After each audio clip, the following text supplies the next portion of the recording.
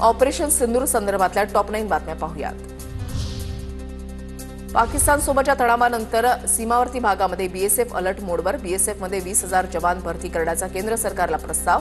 सीमारेषेवर जास्तीत जास्त बंकर उभारण्याचा आणि अँटी ड्रोन सिस्टीम मजबूत करण्याचाही निर्णय।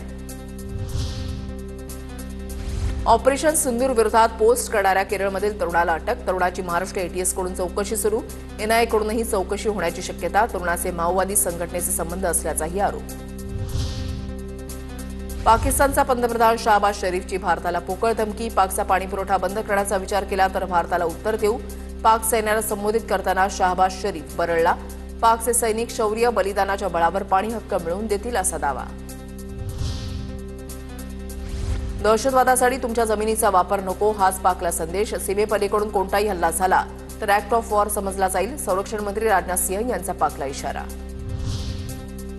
पंजाबमधील 5 जिल्ह्यांमध्ये अजूनही रेड अलर्ट। पठाणकोट, अमृतसर, गुरदासपूर, फिरोजपूर आणि फाजिल्कामध्ये रेड अलर्ट। रात्री 8च्या नंतर लाईट बंद ठेवण्याच्या प्रशासनाच्या सूचना।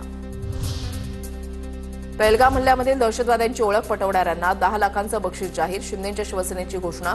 जम्मू काश्मीर पोलिसांकडून आधीच 20 लाखांचं बक्षीस जाहीर।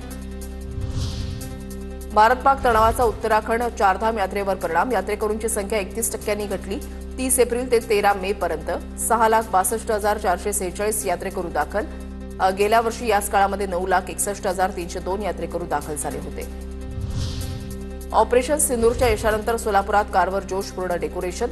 शिंदेच्या शिवसेनेच्या जिल्हा प्रमुखांनी ऑपरेशन सिंदूरची प्रतिमा साकारत केलं सैन्याचं कौतुक।